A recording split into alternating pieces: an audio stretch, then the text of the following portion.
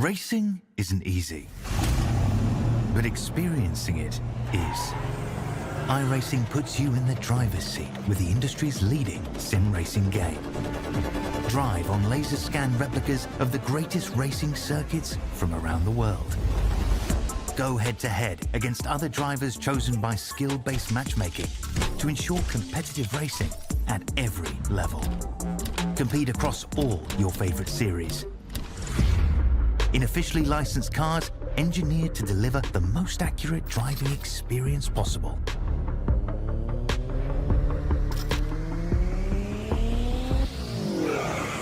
Join a race or host your own with players from across the globe. Race against the computer or in a league with friends. Feel the thrill behind the wheel. Visit iRacing.com.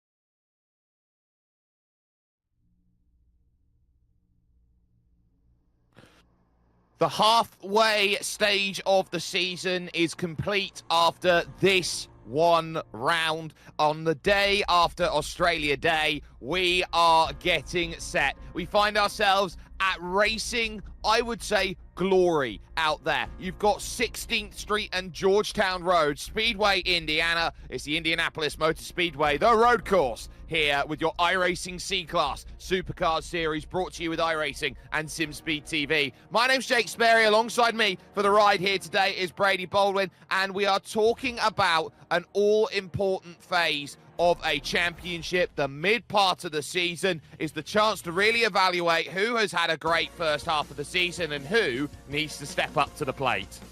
Yeah, 100% Sperry. Thank you for the introduction once again. And like you said, halfway point of the championship. It's been a great one. Last week out at Magny-Cours in the wet was probably the best race we have had all season long. As we look at our championship points, Jared Filsell, who's won 2 of the 5 rounds so far, has a pretty commanding lead over Madison Down and Robbie Gibbs. Richie Sanaway and Thomas McMillan rounding out the top 5. And tonight, just entering the server now, we do see Brody Kostecki as well join us once again here tonight. He's 8th in points, but he does have 2 wins, so he'll be one of the ones to watch tonight.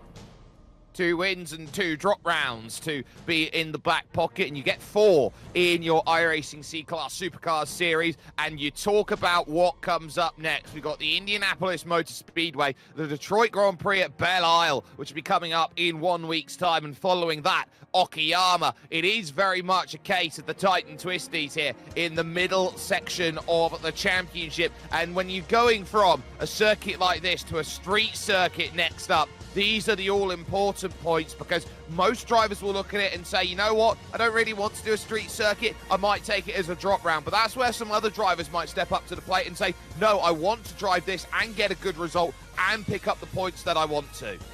Yeah, certainly next week on the streets of Belle Isle will be the first street circuit that we have seen in the Gen 3 era. So it's certainly going to be another challenge for these drivers as we do see our schedule. We've had Cody Deeth win the opener at Watkins Glen, then Brady Kostecki went back-to-back, and we've had Jared Filsell, his teammate, go back-to-back. So will it be someone else in victory lane tonight? Will it be one of those two, Kostecki and Filsell, who are back here tonight to take out another victory?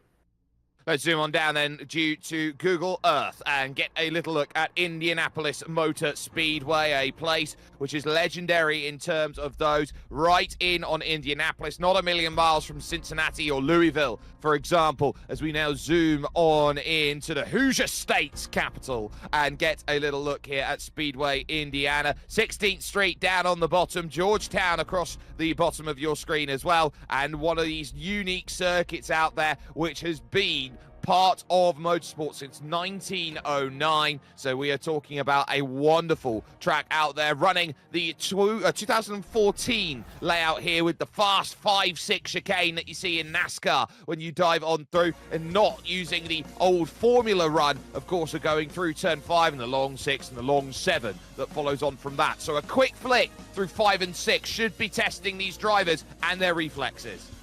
Yeah, certainly it's a very fast run through 5 and 6 and down that back straight into turn number 7, a very 90-degree corner. Then another chicane through 8 and 9, another 90-degree corner at turn 10. Then you go back onto the oval for the last part of the lap through 11, 12, which is a very difficult corner to get your car pulled up, especially on the banking of the oval, and then 13, then back on the oval through 14. It's a very technical lap, so it's going to test a lot of drivers out here tonight.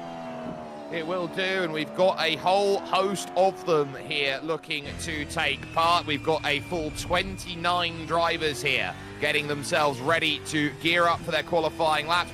Looking on board with Rehan Lianaj, the #1 car out there in the Phoenix SimSport colours, and of course a driver who has recently joined the 9000 iRacing club out there on iRacing, which puts him as one of the top 1% in the world of all sim racing drivers. He hits the brakes into the opening corner. Massive curb on the inside. You've got to be very careful about attacking it too much, and then running through 2 and into 3. Over 160 kilometers an hour before hitting the brakes early in, down to 105 running through turn 4, and back on the power again to really attack through this chicane, and he batters the curb.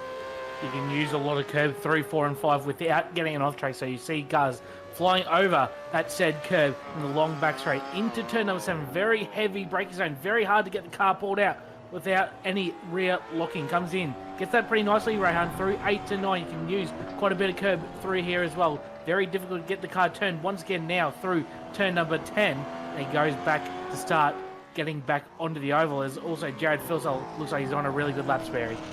Well, we're going to be seeing that. 21.2 in the first sector, 35.8 in the second. We'll see what the time is going to be from Filsell heading over towards the line, because he'll get his time in before Lianaj then on these qualifying runs. So running the Falcon colours, he'll make that charge over towards the line and he will cross it. Luke Rosella puts a 27.1 down, only a 27 flat from Jared Filsell, but that's still a 10th.5 clear of Rosella. Richie Stanaway has gone 3rd fastest currently as the lap times start to find themselves a way on in, and we will be expecting different drivers here and there. Marco Nurmala, for example, is one of these drivers. 2 Finns out there here today, including car 4, Topi Korteniemi, who's gone 8th fastest, now 9th fastest currently. Really good to see the diversity as well in this field. Obviously, a lot of Australians, but also some Europeans as well in the field. So it's really cool to see Nemalia coming across the line to set his first lap. Kostecki as well goes across the line. It's a P3 for him, so Lobs Esports 1, 2, 3, 4. And Rayan Lianaj, his first lap was disallowed, so he's going to try and do it on the second.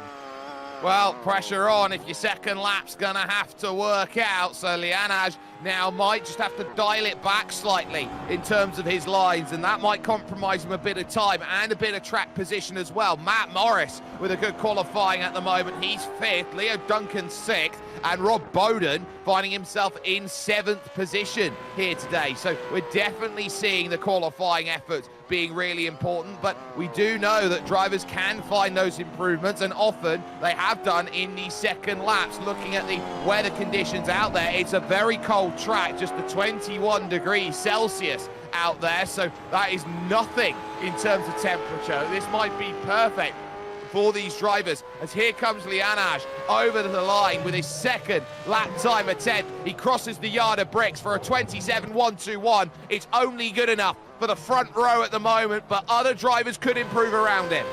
That's a very impressive lap to do it on your second as well. So very good lap from Rehan. Saved his race right there. Jared Filsell still P1 at the moment. Rosella still 3rd. Kostecki and Stanaway round out the top 5 as Jack Mara enters through. As we've seen, Kostecki abort his second lap. It wasn't any good. Dyson still on his second lap as well. He's been one of the main front runners during this series in the weeks that he's done. Has been very, very fast, along with his DPR teammate Ryan Jones, who just goes to P4 with a 27.2.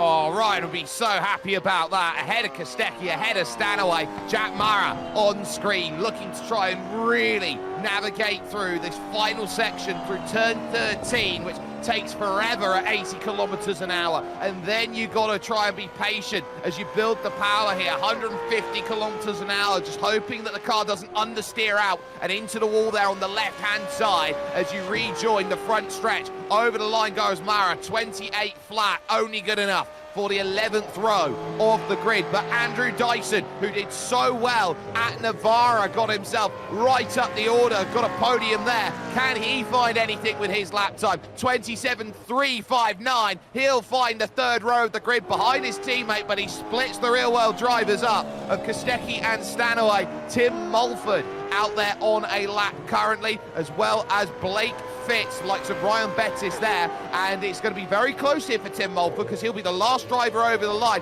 He'll have about a minute and a half to do his last lap. Yeah, Mulford's just going to sneak in his final lap with about a few seconds to spare. That lap there puts him 23rd at 28.0. Steve Jansen as well, currently P21, and that is not a very representative lap time whatsoever, so he will stay P21. Looks like only Mulford is on the track. Blake Fitz just comes across the line. 28.3 doesn't improve his position, so I think only it's Tim Mulford left to run, Sperry. Yep, so Tim Mulford is the only driver who can improve, currently in 23rd position out there, and will be looking at about 0.04 of a second as he charges onto Holman Avenue here and over towards turn 7. Jump himself up the order. If he can find 0.2 of a second, that would be 6 places on the grid. He'll be looking at a big challenge mark of Alex Sevillano Hiedo as his driver that he's trying to reach at the moment, but Sevillano is going to be maybe a bit far. Ross Rizzo might be the argument he's trying to look at, and as he charges, you can see the black flag next to Jared Filsell's name, his qualifying all very much done at the moment. We now charge with Mulford into turn 12, trying to get the rotation in the car, unable to use all of the circuit and can't move out to the outside of the circuit. He takes a very narrow line through turn 13, and that's where you're going to see that time bleed away over the course of the laps. He now charges through, going to make that move over towards the line. He now drops it down, and I think that lap time was not going to be an improvement. So that will be that as far as qualifying is concerned from the Indianapolis Motor Speedway, and your grid is going to line up then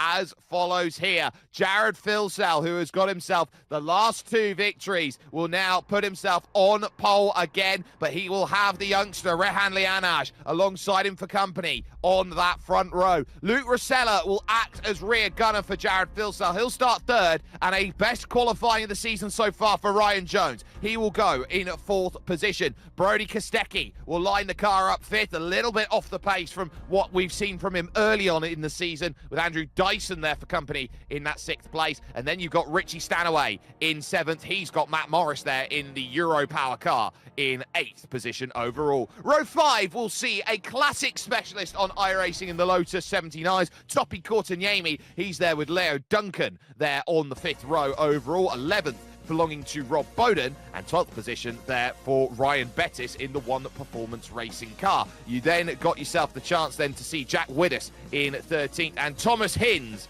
out there in the Henry James Racing car in 14th position. It's then James Chastanerth in 15th, and he's got Marco Nurmela for company, 0.75 of a second off the pace of pole. It's then Alex Sevillano in 17th, and Jack Andrews there for Phoenix, who finds himself in 18th position. Following that is Ross Rizzo at Trans Tasman, and then the DPR car of Christopher Ireland, who finds himself in 20th. Steve Jansen, nice to see him there in 21st. He's got Jack Mara there on row 11, as row 12 will house Tim Mulford, who we saw with the last qualifying time, and the Majors Garage car of Stephen Banks there in 24th position. It's then Gabriel Bouclier, the Frenchman, in 25th. Blake Fitz finds himself 26th. Just 3 cars remain after that. Harry Dodds, Ian Ford, the Evolution Racing team, just a little bit off the pace. And then Justin Clayton down at the back with the Waluigi helmet. We'll be hoping that he can drive on through and find his way to navigate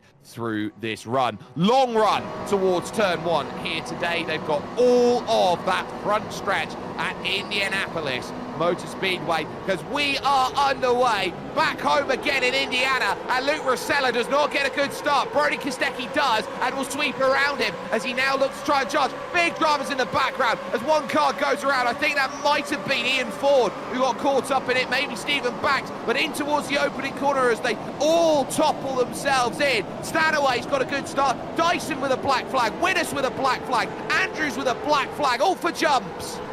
Yeah, we did see Dyson just creep a little bit forward off that start. Unfortunately, just went a little bit early. That's going to pay dividends to his race. But Jared Filsell gets a good launch along with Ryan Leonard. Brody Kostecki, he's already up 2 positions off the start. So is Richie Stanaway. Ryan Jones, he's fallen back 2 spots. He's going to be under pressure from Luke Rosella, who also did have a very poor start. Unfortunately for Dyson, currently in P7, he's going to go right to the back as they're still lunging down the back, down the inside with Widdus and Matt Morris. Yeah, they're all going at it here, and you've got the likes of Courtaniemi with us with an uber wide line as he's pushed out by Courtaniemi, and that's going to bring Leo Duncan into play. Ryan Bettis now trying to find himself a way around the outside here of turn 10, and that will lead himself around at turn 11, and he gets a wiggle trying to put the power down, and he now has to leave the door open for Duncan down at the inside, and Leo Duncan gets what he wants, and behind that as they still look to funnel, that's Steve Janssen finding himself there with Alex Sevillano, who holds himself in station. Jack Andrews getting the pass done on Chastity for a place, and then you got Thomas Hinds who falls rank and file with Christopher Ireland. A brilliant lap in. Dyson already into the pits, but side by side in the front stretch as they go in front of him. Duncan's still not done. He's now got Rob Bowden's tank car to deal with as Jared Filsell leads this field. Jared Filsell is leading the field down the inside. Leo Duncan on Rob Bowden, who was very impressive last week at Magny-Cours. Rob Bowden, we haven't seen him too much in this car, and looks like Bowden now might be under pressure from Ryan Bettis, who has also put in some very good performances so far this season. He'll stay down the inside through to turn number 4. Bowden will leave that space, and Bettis, another position, he'll be up to 11th. And behind that, Marco Nurmela just holding off Tim Mulford. So Nurmela holds his position. Jack Widders still to come into the pit and make his pit stop with the black flag that he has next to his name. 43 seconds in the lane for Andrew Dyson, and it is busy at the back. Welcome to the freeways here as they now run through 2 wide, 4 deep as they go on in towards this next section, and once more it's James Chastenoff and Jack Mara going at it. Mara holding the inside. Behind that, Dodds finding himself with Bouclier in the middle. They're all just about holding it together, but Mara back with the up and under, looking over towards turn 12 with a chance of trying to make this pass, and on the brakes they go. Mara still trying to hold, and if he can get it around 13, he's got the inside line as car in front of him jumps in. That's Jack Andrews with the penalty. Just a quick little note, quickly, Sperry. Tim Mulford is +9 through the first 2 laps, so he avoided that carnage off the start, and with a few little black flags, he is +9 through the field, +10 now for Tim Mulford, so very impressive early on for Tim Mulford. As now he has trouble with, looks like it is Steve Janssen down the inside. No, sorry, it's Alex Saviano down the inside of Tim Mulford. Looks like Mulford actually slowed down the front straight, so not sure what that was caused. This is a SimSpeed replay. This is on board Andrew Dyson, position number 6, and yes, he just creeped forward just the tiniest little bit. What I've seen on my end as well, and that's going to pay dividends to his race. Well, oh, you can see it there. He just jumped a half a second too early. He was very quick. You've got a tiny tolerance. You've got to stay in the box if you want to avoid a penalty. He thought he nearly avoided it, but ultimately did not. And so that finds him in all stages of trouble out there. Jared Filsell, your leader. In second is Rehan Lianaj, and it's about 9/10 of a second here to Brody Kostecki in third. Richie Stanaway finds himself in fourth. Now this is James Chastenoff here going through turn 4 and heading towards turn 5, and he's just been turned across the quarter panel by the DPR car, which he would not be happy about. And as he continues to try and get back out onto circuit, that is the worst type of incident that he could have possibly embroiled himself in. A tiny bit of contact and round he goes over the nose. Yeah, it's not ideal either, trying to go side by side through that fast chicane at 5 and 6. So, fortunately for Jasnoff, he's going to be buried now in the field. He's got a lot of work to do to try and gain a result. But looking up front, Rayan Leonage not letting Jared Filsell get away whatsoever. They're pretty close in lap times now. Kostecki and Richie Stanaway as well fighting into the fight as well for the race lead. Only 1.8 seconds separating the top 4. Another SimSpeed replay on board from the back of the field where there was a little bit of chaos at the start spare. Oh, trying to go for the smallest gap possible, and that is car 29 going around. So that was Stephen Banks who found himself turned at the front. He's continued on. He's up 4 actually. He's Banks into 20th position. So never an ideal situation at the start. Filsell your leader, Lianaj then following, and then it's the duo of Brody Kostecki and Richie Stanaway. Luke Rosella is back there at 1.5 seconds adrift. And we'll take another little SimSpeed look as we keep the battles on in the middle, and I think this will be a little lunge down to the insides here and there, and that will be Harry Dodds sliding across the middle of the circuit, and he takes a massive whack from the WD-40 car, and that's not going to help it at all. And of course that would be the WD-40 car doing its job there, because the car wasn't moving, and you should use WD-40 for it. Other products apply. 100% Sperry, that's a very good analogy. As Matt Morris on screen, currently position number 8 is hanging on. He's also had very good runs throughout the series, especially last week at Magny Core, was right up in the fight for a top 5 all race long. So it's a lot of battling throughout the field, especially going at the back. It's chaos at the moment, but we're just at lap number 5 now. It's starting to settle down just a little bit. It's a 32-lap race, so we'll be wondering when the pit window will be opening. We'll probably think about halfway onwards, the pit window will be open. It'll be very interesting, especially at a track like this where you've got a lot of lateral load, and would suggest a lot of tyre wear as well. Certainly would do, as Courtiniemi just has himself a couple troubles out there. We'll see if that comes back and helps him later on. Banks continuing on here in 21st position, and he's looking around in front of him. That's Thomas Hinds, who's there in front, who's down -7 places, or -6 after the move. Blake Fitz behind, Ross Rizzo, and Chastity, who's trying to get back, James Chastaner. So this is a 5-car group towards the rear of the field, but this is what we're seeing here. Packs starting to form, and they're a little bit more spread out than what we've seen here, and this is the format that we've got. 32 laps here today, and we're expecting any pit window opening from about lap 7, so 2 laps time if it's gone horribly wrong at the start, but we're thinking all the way to lap 25 as an option. And speaking of options out there, that is Ryan Bettis flying through on Rob Bowden for position. That is Bettis into the top 10 now in the Simbricks.com Blackout OPR entry, in front of the Tanked SRT entry of Rob Bowden. Alex Sevillano not far behind. Tim Mulford again, big mover throughout the field, and also Steve Jensen right there as well. So nice little battle pack forming here, back off the top 10, and Nermler as well in position number 9, not far away either. Yeah, so that's going to be important and worth noting here with Courtiniemi. He has had technical issues that we just caught, which is very similar to the engine going pop, and as such, he's going to be out of this race, or at least down a lap and a half or so. Ross Rizzo we are on board with, and he'll be looking behind him because that's a lunge down the inside by Chastity, trying to get it done at 1. Now the inside favours here at turn 2 at this transfer, and he just uses the elbows there, does Ross Rizzo. He gets them out and says, no, I'm not going to let you go through. Ross Rizzo, very much a GT specialist, and look at that, tit for tat as they go through. James Chastaner not giving this up, side by side through the S's, leaning on each other. This is brilliant stuff between them here, and all of this for 22nd position. This is fantastic racing. I'm very surprised well Chastaner didn't get a slowdown through that chicane because he used so much of the curb. He didn't really use much of the curb whatsoever. They're still side by side. Chastaner's going to be off in the grass, but like I said, position number 22, these guys don't care at all. This is fantastic racing for the back of the field. Ross Rizzo, very experienced campaigner in the GT world, like you said, but very handy in a supercar as well. So very interesting battle towards the back of the field. While there's no movement here at the front of this field, it is important to keep in mind these two drivers who are pushing, and effectively the 6 that are leading now, because Rosella and Jones, I would say, are factors at 1.3 seconds behind Stanaway and Kostecki. So now you're starting to see here these 6, and they're all going to be trying to run to a strategy that works so they can get a little bit of a fuel advantage any which way they can. The question's going to be for Lianage, who is sat there in 2nd position as Courtiniemi rejoins and has the ability now to get back in the race, albeit a lap down. Question for Lianage now is he actually going to be able to be fast enough to save some fuel, or is he pushing at 100% just to stay in range of Jared Filsell? That is the race that we've got right now. Well, we've seen last week how much the strategy came into play at Bagney Court, albeit it was a wet race, but we've seen Lianage battling with the TTR cars of Madison Down and James Maloney, and he pitted to try and get out of that battle. So if he does get battling Jared Filsell and slows him down into the clutches of Kostecki and Stanaway and co, he might have to pit a little bit earlier, try an undercut to potentially jump Jared Filsell, but it's still too early to play out.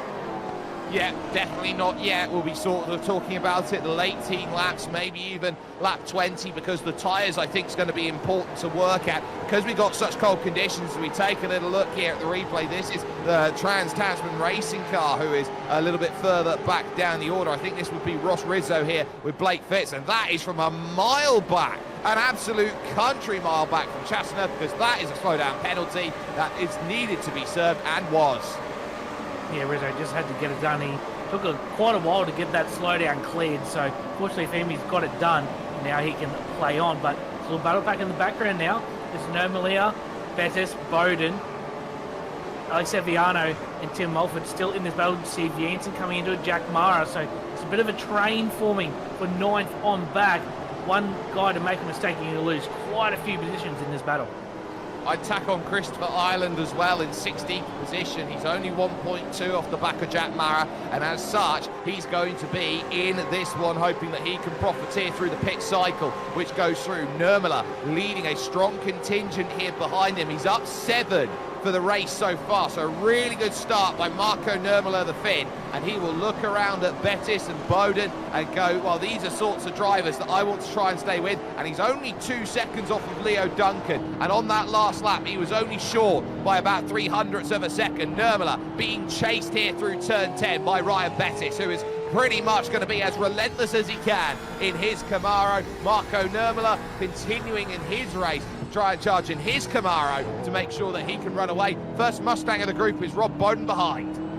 Yeah, we've seen some really good speed from Ryan Bettis throughout the season as well, so wouldn't be surprised if he tries to get a move done on Marco Nurmela very shortly. He's got a really good run as side by side, just in the background there is Alex Aviano getting the move done on Rob Bowden, so that's for position number 11 in the field. As just said, Ryan Bettis trying to stay in that draft to try and have maybe a lunge at turn number 1 on Marco Nurmela. I don't think he'll get it done this time by. He's not quite close enough to throw the nose in at turn 1 because it's very hard to try and get the car pulled up there, so Nurmela will hang on for now. I think that was quite clever by Seviano. It was a missed break point by Rob Bowden, who just went straight on effectively at turn 13, which allowed for that overtake to happen. This long straight is going to be the prime place, turn 1, that we're going to be seeing moves happen. You can get the move done out of 10 into 11 and 12. Oh, look at the wheel work having to be done on board with Ryan Bettis there. He was attacking that curve, almost had the wheel wrenched away from his hands, and he had to muscle it back into position as he jams on the brakes, down the gear, second gear, and you're going to see a lot of this in this machine, a lot of engine braking required to get the car slowed down the way that you want to. How important is it going to be to make sure you're maximising the right kind of revs as you hit the brakes? Yeah, it's very important, especially in these cars, a lot different to the previous generation of these V8 supercars, and they don't quite ride the curves as well as what the old cars did. So you see a lot of the cars get very unsettled if you get the curve just a little bit wrong. As you see Ryan Bettis fly over the curve at turn number 12. So you see him take a lot of curve there through 5 and 6, unsettle the car just a little bit. You've got to hit it quite perfectly to try and keep your speed, otherwise you will lose some time and potentially lose the rear end on the exit of the corner. Yeah, and this is where the drive of Ryan Bettis is needed, because they'll cross the yard of bricks for the 9th time and start lap 10 of their race and look to try and see whether this move can happen at over 265 kilometers an hour, leading later on the brakes, sailing his way down through at turn 1. Nurmela trying to get the up and under once, trying to get it twice, but they settle themselves out. Ryan Bettis with an astute move to gain the place. Yeah, very nice move there from Ryan Bettis to get the move done. Now he's going to try and set his sights on Leo Duncan, who's sort of in a race of his own at the moment. So is Matt Morris. He doesn't quite have the pace to stick with the top 6, so pretty comfortable race for Matt Morris at the moment, currently position number 7. Same as for Leo Duncan as well in position number 8. I do want to go up here to that front group, and Richie Stanaway actually particularly, who's there in 4th position, because he's starting to fall off the back now of Brody Kostecki, who can maintain a similar style of pace to those at the front, keeping the gap at about 1.5 seconds to those there. But Stanaway is falling backwards into the clutch, so you can see it there. 0.2 of a second on lap 7, a couple hundredths there on lap 8, another 0.2 on lap 9, and he will have Luke Rosella there trying to get by, and then Ryan Jones, who's clinging on for everything he's got. Yeah, I don't think there'll be too much argument if Richie Stanaway does fall into the clutches of Rosella. They are teammates of Lobbs Esports, so if Rosella has the pace, which he does, he's matching the pace of Brody Kostecki and the leaders right now, so if Rosella can get the back of him, I don't think Stanaway's going to hold him up too much, so he might fall into the clutches of Ryan Jones in the race, because Ryan Jones is running the same pace as Stanaway at the moment, so very interesting. We're only sort of lap number 11, but still a lot to play in this race. And that gap at the front is at 0.8 of a second. You feel it's going to be quite a seismic shift if it hits 1 second. And Rehan Lianaj is unable to maintain the same pace as Jared Philsell, who is just turning the screw at the moment and saying, you know what, we'll add another little notch on the torture rack to say you can't keep the same pace as me. Rosella close off of Holman Boulevard in through turn 7, and this flick of 8 and 9, these 90-degree sweepers out there, which used to be back in the day a back-to-back double hairpin. And we touched on it last week as well, Sperry, that once Jared Philsell's there in front, he is very, very hard to beat He's so meticulous. He hits his lines perfect. He does not make any mistakes. It's very, very rare for him to do that. So Brian Leno's got a mammoth job ahead of him to try and maybe force a mistake or just try and get him on sheer pace, which not many people do once the number 3 car of Phil Sale's out in front. I'll tell you what, I am loving the glare out there as Ross Rizzo finds himself now in the pit. So something has happened out there to Ross Rizzo on circuit, and it looks like he's had himself a spin going through at turn number 7 on track. The back just completely stepping out on him, and I think the moment that he tried to get going, he realised, well, my race is pretty done if I've cooked everything out there. So we'll see this from Ross Rizzo. He just locks up the rear axle and then goes around for a spin, then does a nice doughy to say, look, I'll try and get it back round, and realises, nah, that's probably my race. Yeah, unfortunately, he was already down in position number 23, Rizzo, so probably very hard with that mistake as well to come back for a meaningful result. So unfortunately, he's parked it for the time being. Hopefully, we'll see him next week at Detroit Belle, but battle on screen is heating up as well. Tim Mulford, number 13, he's been the hard charger throughout the field, plus 10. Got Steve Jansen, Jack Mara, and Christopher Ireland not far behind as well. So another 4-way battle pack in this field as Steve Jansen weaves down the back straight, heading into turn number 7, trying potentially throw off Mulford into 7. Doesn't quite get it done, but this battle pack will have to try and keep an eye on for the next few laps.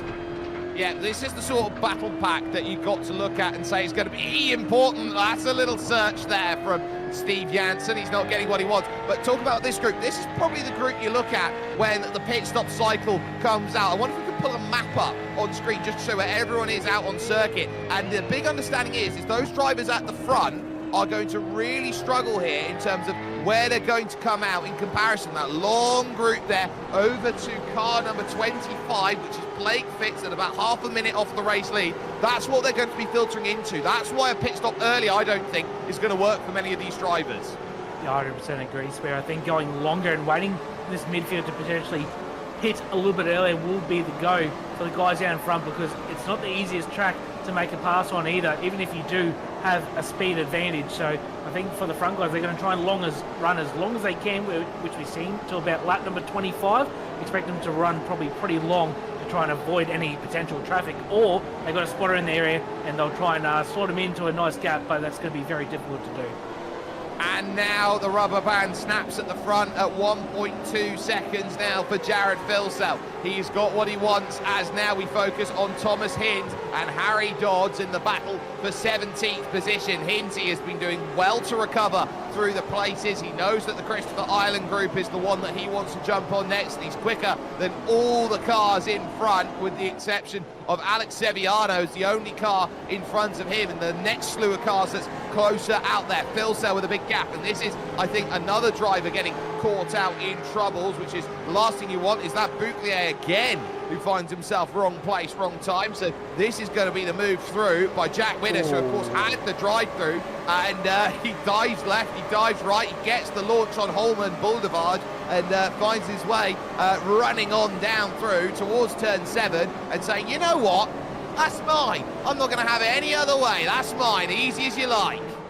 Winnis just got another move done as well on Justin Clayton as well, so he'll move up to 22nd. Another one of the guys unfortunately had a jump start. There was 3 of them at the start that just jumped their box and unfortunately got a penalty. He's down the inside. That looks like Jack Mara, is it? Down the inside of Steve Jansen. That's for position number 14 on the track. Jansen going to try and stay around the outside of turn number 1. Very hard to do. Not much grip on the outside there of turn number 1, exit of turn number 2. Looks like Jack Mara will hang on to that position, try and chase after Tim Mulford, who unfortunately dropped off the back of Rod Bowden and Alex Sevillano in front. Yep, so that gap has skyrocketed up to 3 seconds, 3.5 for Tim Mulford now, so it's looking very tough for him to chase it down. But at least here, Steve Jansen and co Jack Mara making that move. They'll be quite happy about that pass and gaining a bit more. Christopher Island, who's in this mix, is looking around at this thinking, you know what? You could just battle a little bit more. I might gain a couple of places by the way you having to be aggressive. But look at how Steve Jansen, who has been really aggressive over the last few laps, is now starting to fall off the back here of these drivers in front. How much has he been burning the tyres up? I think he might have just potentially had a little lock-up as well. You heat the tyres, it takes a little while to get them back into the optimum temperature range, as well as we do have a few guys coming into the pits. It's Alex Sevillano and Marco Nermler as well. So 2 of the European drivers coming into the pits, just outside the top 10 as well. They were running, so we'll see how they fare in their battles with Ryan Bettis and Rob Bowden. Well, at the moment, Alex Sevillano down into the pits. Marco Nermler making the first call of anybody to make that decision, and it is a long pit lane transit as they go through. You've got to remember, this is, of course, Indianapolis Motor Speedway. It's got one of the longest front stretches out there. It's taken 25 seconds just to reach their boxes.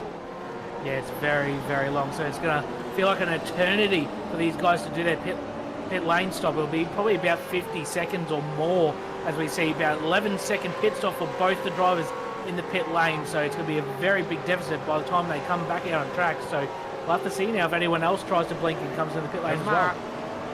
Onto the outside now. Can Jack Mara get it slowed up? He's really trying. He grabs a bit of grass, and Tim Mulford, knowing how late he needs to brake, holds off 1/100th of a second faster from Alex Sevillano on the pit stop, just a 10.9 second stop, and off and away they go again. So this is going to be a game of who's going to be the bravest out there from a number of drivers over the course of this field. And we're seeing it here in the mid to late pack that this is where all the battling is starting to occur. Mara staying close, and now we've got people trying to react to it. So Rob Bowden reacts and comes into the pits because he doesn't want to lose out to Nermler and co. Also in off the back, Christopher Ireland, good choice. Yeah, I think Ireland, he was sitting on the back of Steve Jansen, so I think he's tried to go for the undercut as well, and I think Bowden's going to try and cover the 2 guys that just came into the pit lane as well. So very smart decision from those guys. Jack Mara now right down the inside wall, down the inside to try and get the move done on Tim Mulford into turn 1. He's done it successfully. Mulford will leave him the space into turn 1, but he'll try and crisscross him on the exit of turn number 1 through 2. It looks like Mara's covered him off, and that's another position for him, position number 10. Try to get the crisscross applesauce done in the twilight of Indianapolis Motor Speedway. Not gonna happen, sunshine. You are gonna have to stay behind. And as such, Tim Mulford now into 11th. It's now Jack Mara into 10th as we're fully in the pit stop cycle as things stand. And that is going to be the difference maker on the exit. You can see here the leapfrog being found, and the likes of Rob Bowden finding himself a little ways behind those 2 out there who had just made their stops. So Nermler and Sevillano getting a big launch over Rob Bowden, who has completely dropped the group after a very quick outlap. Yeah, it looks like Bowden probably lost about a second to a second and a half potentially. He's also going to be on cold tyres as well, so he's going to lose a little bit more time, but he does have 1 lap fresher tyres potentially for the end of the race. As you see on screen, Luke Rosella slowly reeling in his teammate Richie Sanaway, and Brody Kosecki ahead. He's pulled away from Richie Sanaway quite considerably, and Kosecki's pace was actually the quickest of the top 5 that last time by, so potentially Kosecki has a better pace on the long run. So we'll see by the end of the pit stops, Kosecki might be on the back of Ryan Lienhardt's position number 2. In comes Dodds, Banks and Chasnoff then, 15th, 16th and 17th at the time, as they now all traverse down the lane, and they've got very early boxes out there, 24, 29 and car 6 in James Chasnoff. They'll all be looking at finding their marks and getting through, but Rosella at the important stage of the race now, where we're starting to think about pit stops, is looking for track position. And how important is dictating how you go into the pits? Would you rather be out there in front detailing your line here out there on circuit, or would you rather be in a different position where you decide, you know what, we want to follow someone in because they know what they're doing? I'm always indecisive personally, so I'd rather probably just follow someone in other than doing my own thing, because I'll probably just do the wrong thing in the end. So it's very interesting to see what someone like Luke Rosella will do. He's in behind Richie Sanaway. He certainly has a bit more pace. He's caught him from quite a fair ways behind. It'll be interesting to see if Rosella blinks first in that battle with Richie Sanaway, and even what Ryan Jones will do as well. The top 3 are pretty well separated for right now, so we'll have to see what those guys do. Well, movement needed here, as this is Andrew Dyson, who is, of course, a lap down, or not a lap down, but had to take the drive-through penalty, earlier on in the race. That is him through then on Justin Clayton for position in the WD-40 car, and he certainly made his way through. And that is a very slow Harry Dodd, who's just come out of the pits, and that is not a section that we expect slow. He's just had a moment coming out of turn 4. Watch this then as he looks to get the drive. So he goes in, he tiptoes through the corner, the back steps out on it. He's got to try and catch the tank slapper, and effectively has to cut the chicane to do so. And now what that has led to is Jared Filsell's not too far off those guys who have pitted down the field. So if potentially Filsell catches them in the next probably 7 laps when the pit window ends, he might have to pit a little bit earlier so he doesn't get caught up behind that lap traffic. So it'll be very interesting what this does now to Jared Filsell's race. There's still Rosella hounding the back of his teammate Richie Stanaway. Just can't quite get close enough to try and get a move done. No, he's just there, and that's it. He can only just get there. He wants a tiny bit more if he can manage it here as they run around turn 13 and then the long turn 14, which is torturous to your left-hand side tyres. Ryan Jones, through all of the struggles of Richie Stanaway, has been able to get back onto this group now and finds himself in a position where he can. Look, I wonder whether this is a play from Rosella to maybe underfuel the car in the second stint and get the launch. Matt Morris, who's had a quietly underrated race so far today, now becomes the first of the real takers, I'd say, to dive into the pits. Yeah, probably no real risk here from Matt Morris. Just potentially if he does get some traffic of guys who have pitted on these, and he was pretty well on his own in position number 7, so he's not really going to lose or gain too much unless he does get traffic, like I said. So it'll be very interesting for Matt Morris, but he should be pretty safe where he is, as well as Jack Mara and Steve Jensen. They're in that battle as well together, so they're into the lane now as well. I'd be interested to see where Matt Morris comes out in respect to Marco Nurmela out there on circuit. That's probably going to be the big thing that we look at in terms of those who's pitted at the moment and those who haven't. With Steve Jansen and Jack Mara in the pits, we'll see what they can do in terms of time. 11.7 from Matt Morris, so very heavy on the fuel. 10.8 for Jack Mara, 12.2 for Steve Jansen. This might actually be quite close here, heading down towards turn 1, because Morris is only just picking up speed now. That's Marco Nurmela coming into turn 1, so he's going to be about a second and a half away, but that just shows you the jump, and I'd say that puts Leo Duncan in a bit of pressure now. Yeah, we've seen Marco Nurmela and Alex Eviano has definitely gained ground on Matt Morris. So like you said, Leo Duncan might be under a bit of pressure. He might have to try and pit this time by to cover off. And he is in now, so very good call spray. Leo Duncan in the lane, so he was pretty safe in position number 8, but based off that pit stop from Matt Morris, I think he's going to be quite under pressure by those 2 guys in behind. Yeah, I absolutely think he is, because he was about 1-2 seconds behind there in terms of Matt Morris. And you're looking around at these drivers and they realise how important it is to get yourself track position. Leo Duncan staying out, Tim Mulford's going to follow him down into the pits as well. This is the phase of the race with 13 laps remaining that you're starting to look and say, well, has my strategy worked out as we focus there? That's car 20 down in the pits, Leo Duncan. We're looking at car 14 on the boards. That's going to be worth keeping an eye out on. That's Matt Morris, and then that group behind. So this is going to be about who's got a little bit of extra pace. We expect Matt Morris to go on through and gain the margin even further. It's more of the fact that car 21 back there is going to look to try and leapfrog through Leo Duncan, and it's looking like at this moment in time it is very much possible, because Leo Duncan's only exiting the pits right now. Watch out down the straight, because here comes Marco Nurmela. This is going to be a battle on the exit, and he's just going to get the clearance.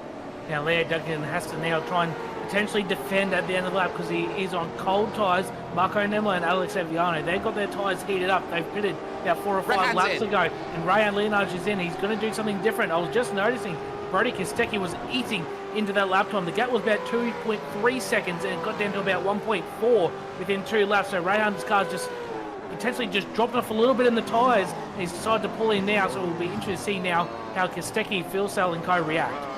Well, this feels like a throw of the dice here a little bit from Rehan Lianaj. He knows that he can't win this one-on-one, so he's got to try and undercut Jared Filsell, and he's gone to a number that he feels comfortable doing so. He's got his dad Laz on the strategy for him, trying to work out what's best. You can see the track temperatures have not really changed at all. Little bit blustery in from the northwest, nothing really to speak about. So I'd say that this is pretty much as standard as it gets out there. Lianaj then 11.6 on the box, so he wasn't even able to save fuel that much either. He's off and away again, and he's now got to put the laps of his life in, because surely Jared Filsell covers. Yeah, you would have to think so as well. Looks like as well. Ryan Bettis, he's coming out the pit lane as well, so looks like he's going to slot in behind potentially Matt Morris, and Leo Duncan's going to be very close. He might actually, yes, he's actually the one. No more in Alex Seviano, so it looks like there's 2 loss of positions for Ryan Bettis, but he'll have better tyres at the end of the race. It'll be very interesting to see how that battle plays out towards the end. And here comes Kostecki in the lane. Yeah, Phil Sell stayed out. Brody Kostecki's going to make the call. Stanaway and Rosella stay out as Ryan Jones now looks to leapfrog past them, and he gets very, very close to the line as Ryan, as he now looks to put himself into position with his pit stop. So this is now the critical phase of the race here, and Rehan Lianaj, we expect to stay ahead of Brody Kostecki by the time he goes through. Look at how much work Lianaj is having to do there. The car definitely unsettled in the rear there, coming out of turn 10, right up to the wall, over through turn 12, and he is really going to have to motor here to get what he wants out of this race. It's still, by no stretch of the imagination, a done deal. It certainly is. His stop was 11.6 seconds, so he's coming on the front straight. You would think he would clear Kostecki unless Brody tries a little bit of an underfield. There it is, half a second difference in the pit lane. So they might bring him a little bit closer as he comes out of the pit lane. This could be very close on the pit exit. It looks like Rehan will have the position pretty comfortably, but Brody Kostecki, he was very fast at the end of that stint, so we'll see if he can continue that pace and try and potentially challenge Rehan by the end of the race. I think Rehan's done just enough there just to keep parity there between himself and Brody Kostecki. Kostecki will have 1 lap fresher tyres, and that's going to be the battle. In comes the race leader, the 2-time straight winner here in terms of Jared Filsell. He'll now make the stop, and he will be followed in by Richie Stanaway and Luke Rosella, the Lobs boys, all going at exactly the same time to make their stop. It's a late commitment cone here, of course, at Indianapolis. It's right on the turn-in at the finish they go through. Lianaj, by comparison, just making his way now through turn 10. He's got work to do. The real battle we'll have to see is between Ryan Jones and then also Richie Stanaway and Luke Rosell. Jones pitted a couple laps, 2 laps earlier with Brody Kostecki, so it'll be very interesting to see how those guys fare out. And it looks like Kostecki, he's pretty well maintained the gap, even closer. Rehan's got a slow down. Rehan's got to slow down, and now that allows Brody Kostecki into position number 2. A little mistake there from Rehan has cost him dearly. Oh, he doesn't make mistakes like that often, but as he does, Brody Kostecki is given a massive free kick here in second position. Jared Filsell is just exiting the box now and is only just going to get on the power. Stanaway and Rosella are going to lose out, but that's going to give the margin that he needs here. It does Jared Filsell. He's got the gap, but look around at this, because Ryan Jones having his teammate Andrew Dyson try and help him out with a bit of tow, it doesn't pay off. No, it doesn't, but he is quite close to where he was before, so potentially a warm tyre might be able to close the gap just a little bit to try and potentially put up a fight, but it looks like Stanaway and Rosella for now have got the move done. The gap between the leaders, well, now that Filsell's coming out, 2.3 seconds between Filsell and Kostecki. Can Kostecki try and close the gap with 10 to go? As that's happened, Ryan Bettis has been turned by Alex Seviano, and he's dropped 2 places for it. So Ryan Bettis has had himself an issue. This is coming through turn 13 into 14 then, and Alex Seviano was immediately on the radio to apologise in terms of the incident there. So a big issue there a little bit further back. We're just going to catch it here. So Ryan Bettis then here getting that big lunge down the inside, taking the straight line to try and get the move. Seviano leaves the door open, but as he looks to come back round to take the natural line, expecting Bettis to move, Bettis is a brick wall and Bettis gets turned. Yeah, fortunately for Ryan Bettis, a really good solid run before that little incident there with Alex Seviano. Unfortunately, he will be down 2 spots, but they will play on. No real damage on the Bettis machine, so they'll continue on. Ryan Jones still right there. He's not too far away from Luke Rosella at the moment with 9 laps to go. Fast lap, actually, Ryan Jones with that little bit of a tow from his teammate that last time by. Certainly got that top speed down the main straight, and he's going to be trying to challenge the 2 Lobs boys just in front for the remaining 9 laps, as Andrew Dyson, who did have that earlier penalty, is now finally coming to the lane. Yeah, so Andrew Dyson then departs after his job is pretty much done, but Kostecki here in second after qualifying the car in P5. Rehan Lianaj finding himself there in third position after putting the car second in qualifying. He's now got work if he wants to get this one done, and he gets close, but that's all he does at the moment. He gets close. They've got 9 laps to figure this out, or I'd say 8.5 now at this point, rushing through 8 and 9 and into turn 10. You're now starting to think about where's the right place to make the move. You've got the youngster, of course, in Rehan Lianaj against the legend, a Supercars champion 2 years ago in one Mr. Brody Kostecki. This is what happens when sim versus reality meets. There's a very cool battle on screen as well. Kostecki, very experienced in the sim world as well, will obviously know all his credentials in the real world. Now Rehan Lianaj is staying right with him. That little mistake, they'll get him fired up and try and get that move back done. They're pretty similar pace all race long. Obviously, Kostecki started a little bit further back in position number 5 here tonight, so he's had to work his way through. For that second place is Jared Filsell, first out of the pits, fastest lap at 27. Ori, what a lap.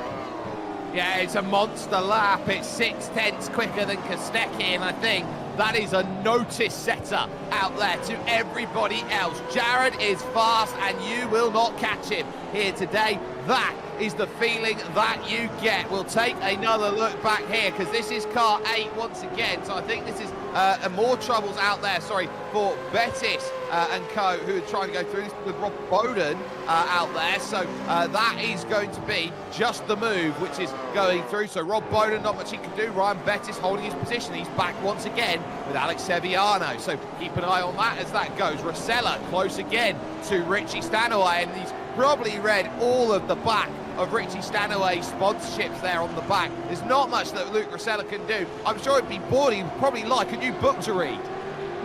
100%, and he's just been on his rear bumper the whole race. Is Ryan Bettis, big move down the inside at turn number 7 on Alex Seviano, and we'll get that move done as well. So very nice move there for Bettis to get him back into the top 10, and Rob Bowden not far behind either. So Bowden lost out a little bit through the pit stop cycle, but he's going to try and get back in the top 10 if he can get past Alex Seviano. But it looks like Ryan Bettis now to try and chase down Marco Nermler, but it's a bit of a gap to try and fill up. I was quite telling that Seviano left quite a bit of room through the middle of the corner for Ryan Bettis. He wanted to take no chances. He wanted to show that I didn't mean to make contact with you earlier on. Here's an apology. I'll give you the space, and I won't fight you very hard for it. It does put him back into the clutches of Rob Bowden ever so slightly, but that's going to be the cause of concern that he deals with over the course of the final 7 laps of this race. And these are important places there, because that was Ryan Bettis for a top 10 out there, +2 for the day. And you're looking around at it, you got Marco Nermler, who's up 7, Seviano's up 6, Jack Mara from 22nd to 12th. He's trying to catch this group right now, and he's up a cool 9 places in this one. Tim Mulford up 8, so that's all going good. Not so good, Matt Morris just running a tiny bit wide there, going through at turn 12, and it goes to show when you're a driver like Matt Morris, you've had a day on your own for the longest time, it's very easy for a tiny concentration slip. Yeah, 100%. He's pretty much been driving on his own for pretty well most of the race, since probably lap 2 or 3. He's 10 seconds in behind Ryan Jones. He's got about 3 to 4 seconds ahead of Leo Duncan, so he's pretty well on his own, but still a really good result from Matt Morris. Position number 7, won't be complaining about that whatsoever. No, he'll be very happy with the result that he's got. He's +1 for the day, and this is a very solid points haul that he will be scoring out of this one as we focus on Seviano. I do want to keep my eye on Kostecki and Lianaj out there in 2nd and 3rd positions, because Lianaj isn't in a position to attack yet at the moment, but he is as close as he likes, as he was right up to the bumper we see on the bottom of your screen. He is really showing that he is good on the brakes, and that might be something that Brody Kostecki keeps in mind over the final stages here. This is a driver that could just extend his braking zone out a little bit more, be a little bit lighter on the brake to go in, heavier when he needs to get it turned in, and as such, he could just lean in and be the last of the late breakers to make a move. 100%. He'll certainly be in the rearview mirror just a little bit to see what Rehan's doing. Looks like Rehan's very good under brakes, especially into turn number 7 there. But Kostecki has good enough rear traction off that corner to just stay out in front and be safe for the next probably potential opportunity through there at 10. But that's very unlikely to get a move done there. Even into 12 as well coming up. very hard, especially on the banking. We talked about it pre-race. Coming onto the banking is very hard to get the car turned and pulled up as well, but Rayhan, again, very good under brakes in the number 1 machine. Now, Brady, you have a very good understanding of how Brody Kostecki likes to set up a car because you have the opportunity to do so when he's dirt track running. So when it comes to here in the sim, how difficult is it for Brody Kostecki to map a brake when he's looking to put, normally when he's in a V8 supercar like this, 2 to 3 times the amount of force because of G-force?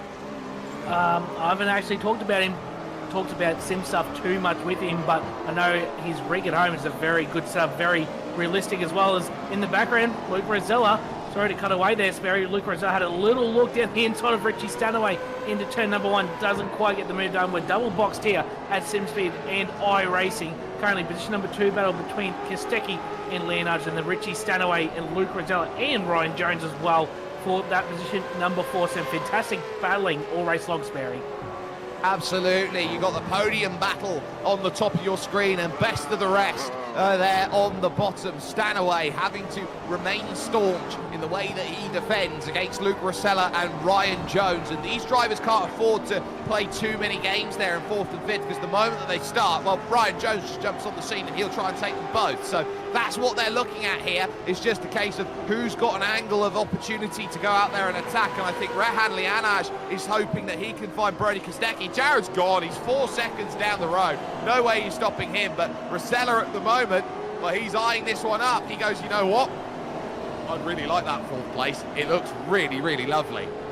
Yeah, certainly, and Ryan Jones has been very quick as well, but he's also getting the double toe down the front straight, which would be very crucial for lap time as well. So maybe Ryan Jones is not quite out of it either. If Luke Rosella just drops off the back of Richie Stanaway, loses a bit of toe advantage down this front straight, Ryan Jones could be right there for the taking forward. Position number 5 is still at the top of the screen. Brady Kostecki is still safe for Ryan Leonard for now, but I don't think this battle is quite over yet.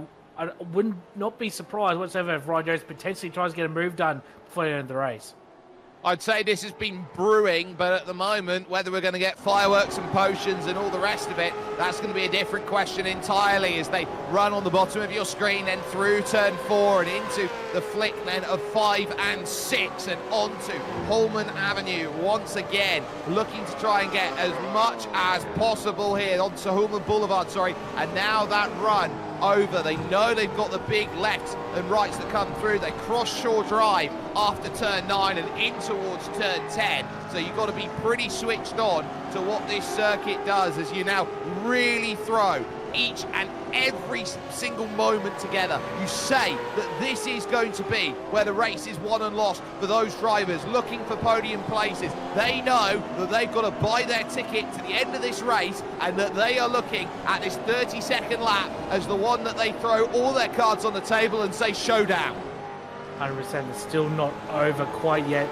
It's pretty stale at the moment for the rest. Matt Morris still position number 7, Leo Duncan 8th, Marco Nermler in 9th, Ryan Bettis still 10th. There's not much action happening through the back half of the top 10. It's still probably the best battle on screen is Ryan Leonard's break second. It's not for exchange of position, but just how hard both these drivers are pushing to stay in front of each other. Very minimal difference in lap time, just 400 of a second that last lap by. Yeah, and there is Thomas Hins diving down the inside of Steve Janssen for position. Janssen runs wide coming out there at 4, has to leave the room, compromises his line then through turns 5 and 6, and that's just clever car placement from Thomas Hins. Realised that he could force the car to be in the wrong place at 4, gives him the chance to attack at turn 7, and he's straight up the inside, and there's not much that he could do about it, and Janssen actually loses 2, because you're looking around at it, because round the outside of turn 8, inside of 9, thank you very much, Chastity picks one up. Yeah, very good move there for Jasnoff, because it still goes on through the exit of turn number 10 through 11, and Janssen gets the spot back. So that is from position number 17 on the road. Chastity hasn't quite had the race he would have wanted or expected coming into it, but still very good battling for the back half of the top 20. But 2 laps to go, and Jared Filsell is well clear out in front. Not quite as dominant as last week as Magny Core, but still a 4-second gap over his teammate and good mate Brody Kostecki. Still a very good achievement, but Ryan Leonard's still right there with Kostecki. He's probably pulled maybe a car length or 2 over that last lap, so he's looking a little bit safer each lap goes by. Yeah, he'll be very happy with what he's doing, Brody Kostecki. He realises how important the gap is, and those fresher tyres are starting to pay a little bit of dividends out there. He's got one lap over Rehan Lianaj, and he'll look at that. You've got to look behind at Richie Stanaway. He's doing what he needs to with Rosella and Ryan Jones behind. He's just keeping the status quo. But you do have to talk about Jared Filsell out there. With a lap and a half to go, he is looking absolutely dominant, and it's almost an impossibility at this stage of the season. It looked like after round 3 that Brody Kostecki would walk away with each and every one. It's amazing the difference a month makes, and Jared Filsell now looks unstoppable as into the mirrors goes Luke Rosella, looking for a way past Stanaway.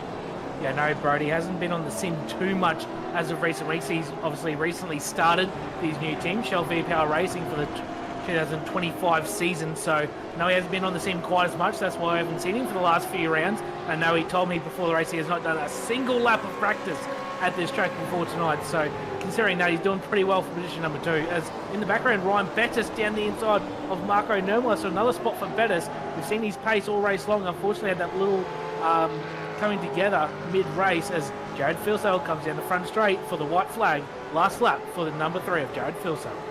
He has driven a simply perfect race so far, has Jared Filsell. He has been unstoppable as they cross the yard of bricks for what will be the final time in this race, realising that the next time that they cross it, that will be that. A look at turn 1 then for Luke Rosella on Richie Stanaway for P number 4. Does not cut the mustard just yet, but you're going to have the chance along Holman Boulevard to get that done on turn number 7. You pass 7th Street and 6th Street on the right-hand side as you do so, and it's all about the pace. You look there just in the distance, Brody Kostecki has the legs on Rehan Lianaj, who cannot maintain the margin of the car in front of him, and Rehan has thrown what he could at the Supercars champion, but cannot manage much more than that. Stanaway just has enough. Ryan Jones with no way to look.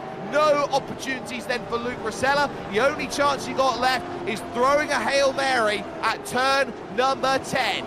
Out on circuit into turn 12. That run is going to be critical, and I don't think there is a gap enough that's going to do it for Luke Rosella. He is back by about 3 car lengths here, and that will not do enough for it. So put yourself on a pedestal. Say how important it was as Rosella runs wide. Jared Filsell will come to the line. He will be dominant, and at the Indianapolis Motor Speedway, the most legendary track of them all, he's got it 3 straight when it comes to your iRacing C-Class Supercars Series. He has been unstoppable. Kostecki is 2nd, Lianaj is 3rd, and it's Richie Stanaway who will stave off the challenge of Rosella and Jones, and here comes Nurmala scraping his battle for a top 10 with Alex Sevillano trying around the outside, who will have the inside for the final corner, and drive will be oh so important, and Nurmala holding on the outside, looks like he's going to take it on the banking.